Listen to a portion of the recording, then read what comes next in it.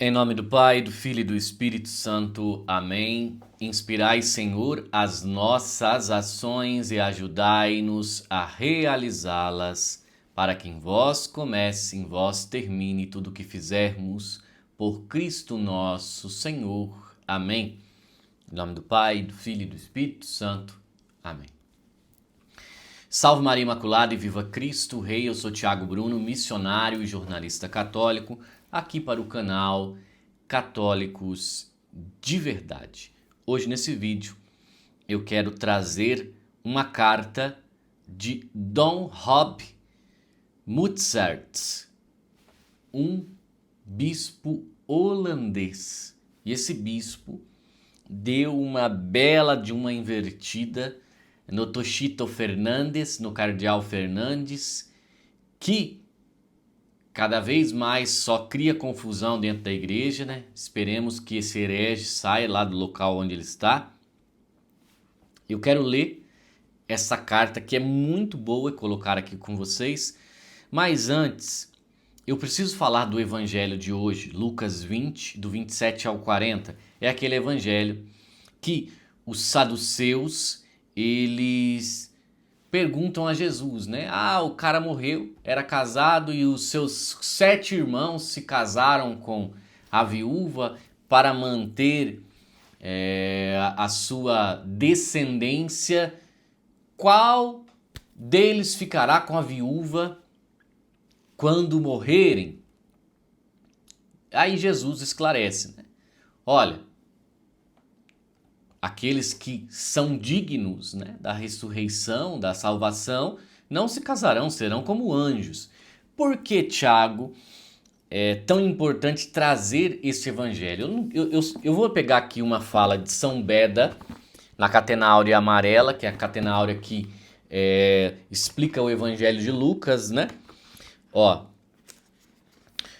Nosso Senhor deseja estabelecer que as almas sobrevivem à separação do corpo, coisa que os saduceus negavam, eles não acreditavam na ressurreição.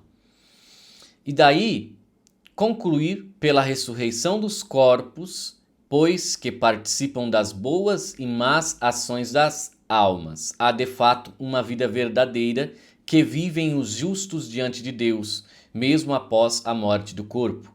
O Salvador assentou a verdade da ressurreição através dos testemunhos mais evidentes tomados aos profetas. Os saduceus, porém, rejeitavam todos os livros dos profetas e não admitiam senão os 5 de Moisés. Eles só aceitavam a Torá, né? Então, a Catena Áurea é muito esclarecedora. Mas por que, especificamente, você está falando deste tema, Tiago? Porque essa passagem bíblica, ela é o calcanhar de Aquiles dos Mormons. Por quê?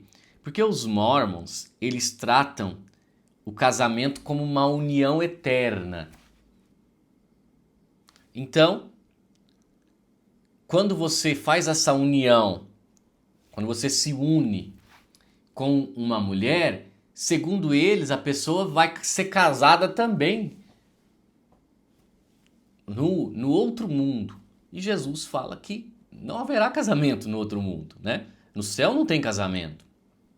Por exemplo, se eu não me engano, é Joseph Smith, né, que foi o fundador do... Se eu não estiver enganado, depois vocês me corrijam aí.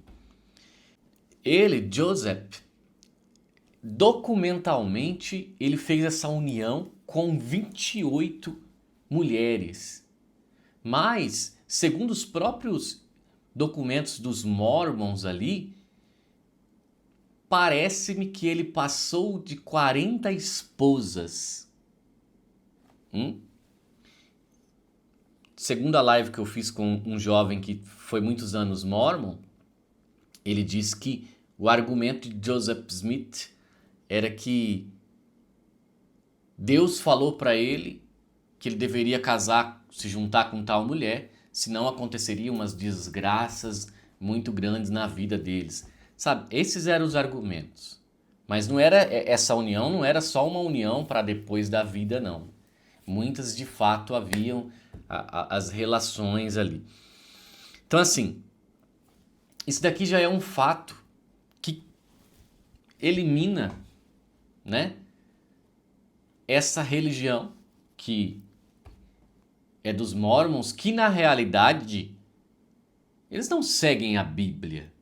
Eles seguem o livro dos Mormons. Eles dizem que não, que a Bíblia, não sei o quê, mas assim, o que é importante para eles é o livro dos Mormons, não é a Bíblia. Então aí você já vê que é uma seita mesmo e que quando vierem pregar na sua casa, fala assim: "Oi, quantas esposas teve Joseph Smith?" Jesus não disse que seríamos como os anjos na ressurreição, não casaríamos? Então por que o fundador da sua igreja diz que existe uma união pós-vida? Aí já quebra o argumento, eles não vão nem querer discutir com você. Beleza?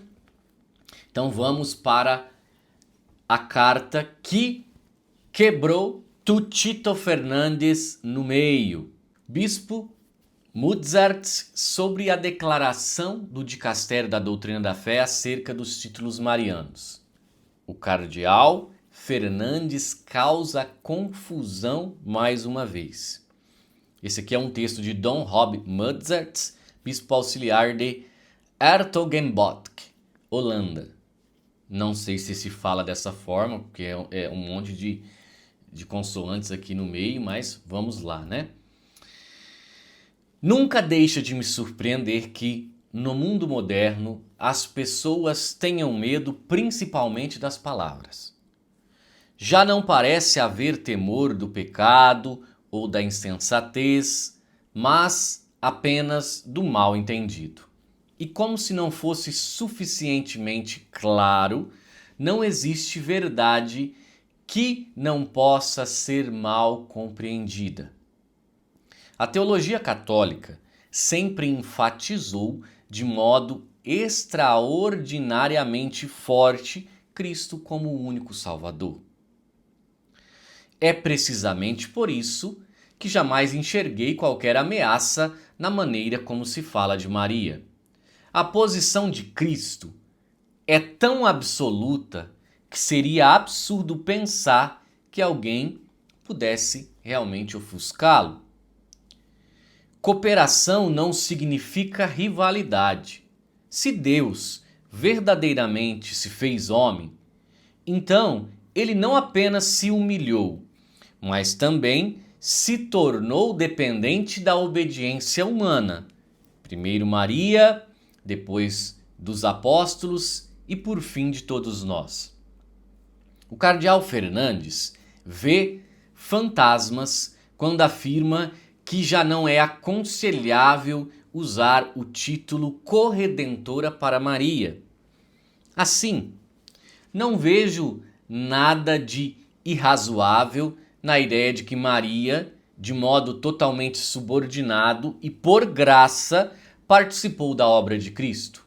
O termo corredentora não é tão chocante quanto alguns temem. E, sinceramente, se o cardeal Fernandes teme que as pessoas coloquem Maria em pé de igualdade com Cristo, então o problema não está em Maria, mas no cardeal Fernandes. É precisamente a presença de Maria que me recorda que a fé cristã não é uma ideia, uma filosofia ou um sistema moral na história. A realidade factual da cooperação de Maria na obra de nossa redenção não decorre de uma invenção humana, mas do fato de que o próprio Deus decidiu agir por meio da mediação humana. Deus decidiu, Deus quis isso, né? Cada passo na história da salvação mostra que Deus não age apesar do homem, mas através do homem. O fiat de Maria é o primeiro e talvez o mais claro exemplo dessa cooperação sobrenatural. Quando a igreja fala de Maria como corredentora, termo que não foi usado levianamente por santos e papas, não significa que seus méritos tenham valor em si mesmos, nem que ela diminua o único lugar de Cristo.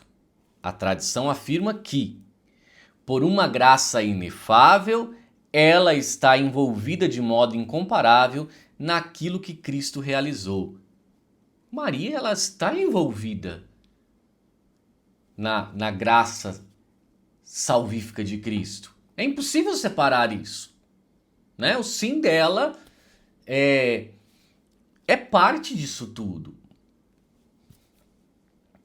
Essa doutrina passou por um certo desenvolvimento. O desenvolvimento doutrinal não significa mudança do dogma, mas desdobramento do que sempre esteve presente em germe. Parece-me que o título corredentora não é novidade, mas consequência do que sempre se acreditou, que Maria, pela graça, foi um instrumento pelo qual o Verbo se fez carne e que ela participou da obra salvífica de Cristo por meio da fé, do amor e do sofrimento. Durante séculos, o título corredentora figurou pacificamente nas páginas da Igreja. Os santos não o utilizavam de modo imprudente, mas por reverência. Assim, São Boaventura falou de Maria como aquela que cooperou com Cristo na redenção. Bernardino de Sena ousou louvar a cooperação da Virgem Maria com o Filho, pois sabia que cooperação, cooperatio, não significa igualdade. Os padres da Igreja não temiam que os fiéis esquecessem Cristo assim que Maria fosse louvada. Confiavam que o povo entenderia a distinção, assim como compreende a distinção entre o sol e a lua. E a distinção entre o sol e a lua é uma das maneiras mais belas de exemplificarmos isso. O sol é Cristo, a lua, Maria. A lua brilha, mas a luz que faz a lua brilhar é a luz de Cristo, a luz do sol. A lua não tem luz própria, mas reflete a luz de Cristo. Olha que profundo isso, né? Que profundo isso. E os papas? Leão XIII falou de Maria como aquela por meio de quem recebemos o mistério da redenção. São Pio X mencionou sua união singular com Cristo em seu sofrimento. Bento XV usou palavras que hoje seriam consideradas perigosas. Chamou seu padecer junto à cruz de quase igual em intenção ao de Cristo. Quase. Repito, não realmente. É só um mundo que ouve mal deixaria de perceber a diferença. Pio XI, um papa que não era conhecido por sentimentalismos, chegou até usar explicitamente a palavra corredentor em um discurso, como se fosse a coisa mais natural do mundo que a mãe do Senhor carregasse tal título. Os santos e os papas não temiam que Maria se tornasse grande demais, temiam, sobretudo, que nos tornássemos pequenos demais. É um fenômeno estranho que Fernandes queira banir uma palavra porque tem medo de que seja mal compreendida. Simplesmente seria de se esperar que ele primeiro tentasse fazer com que fosse compreendida, simplesmente explicando-a. Se alguém diz que um mapa é confuso, ensina-lhe a ler mapas. Não se rasga o mapa para depois declarar o mundo plano. Se se diz que um termo teológico é perigoso, bastaria explicar que o co vem de cum. Com não é um termo que exprimia coordenação. Nunca houve qualquer mal-entendido quanto a isso, mas, em vez disso, o chefe do dicastério para a doutrina da fé torna a palavra suspeita. Se Deus não teve medo de dar a uma jovem de Nazaré o título de Mãe de Deus, por que nós deveríamos temer atribuir-lhe títulos menores? Os antigos hereges estremeciam diante desse paradoxo divino, mas a igreja não. Quem pode imaginar criatura mais humilde que a própria Maria? E, no entanto, Deus lhe deu um título que abalou o universo. Isso prova que Deus gosta de criar grandezas a partir da humildade. No Magnífica, Maria diz que, doravante, todas as gerações me chamarão de bem-aventurada. Deus deu algum ou alguma outra criatura algo desse quilate, dessa grandeza? Não, somente a Virgem Santíssima. O catolicismo é a fé que nos ensina que Deus trabalha com os seres humanos. O evangelho começa com cooperação. Um anjo espera a resposta de um ser humano e o ser humano diz sim. E o céu suspende a respiração. Se isso não é cooperação, então a palavra não existe. Toda a história da encarnação é o triunfo da cooperação desejada por Deus entre o Criador e a criatura. E se a humanidade, por meio de Maria, foi chamada a participar da vinda do Salvador, por que não de seu sacrifício da cruz? Mas modo totalmente dependente da graça divina. É melhor e também mais fácil explicar palavras elevadas do que curar uma fé pequena. Converter cristãos continua sendo uma tarefa pagã. A igreja jamais quis diminuir a verdade para tranquilizar as pessoas. Sempre quis elevar as pessoas para que pudessem suportar a verdade.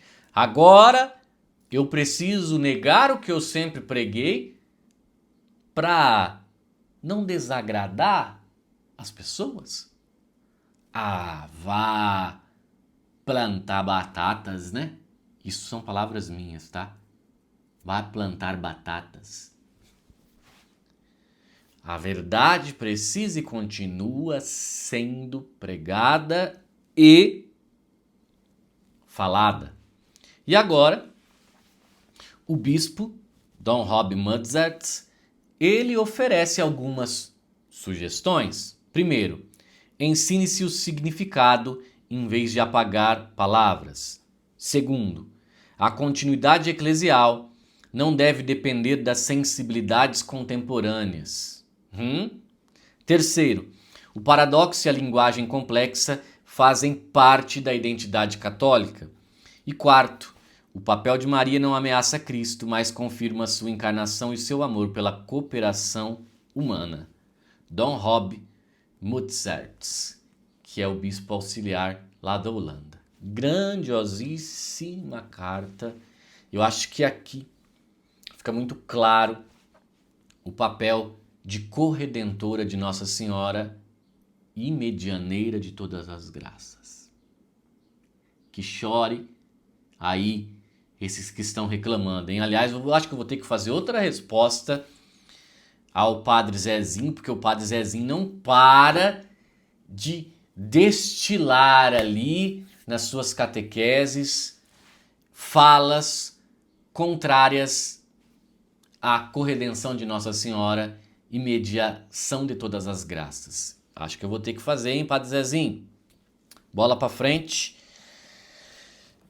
Promoção da nossa livraria Católicos de Verdade. A Catena Áurea está espetacular, com 52% de desconto. Só vai até o dia 5, a nossa Black Friday. Então hoje, até o dia 5, tem mais alguns dias. Aproveite a nossa promoção, 52% de desconto. A Bíblia, tradução do Padre Matos, 53% de desconto. Todos os caminhos levam a Roma, 49% de desconto. É muito livro com muito desconto na Livraria Católicos de Verdade. Vamos aproveitar, gente. Passa lá e assim você ajuda também o nosso apostolado. Beleza? Que Deus nos abençoe na defesa da fé católica. Salve Maria, que viva Cristo Rei.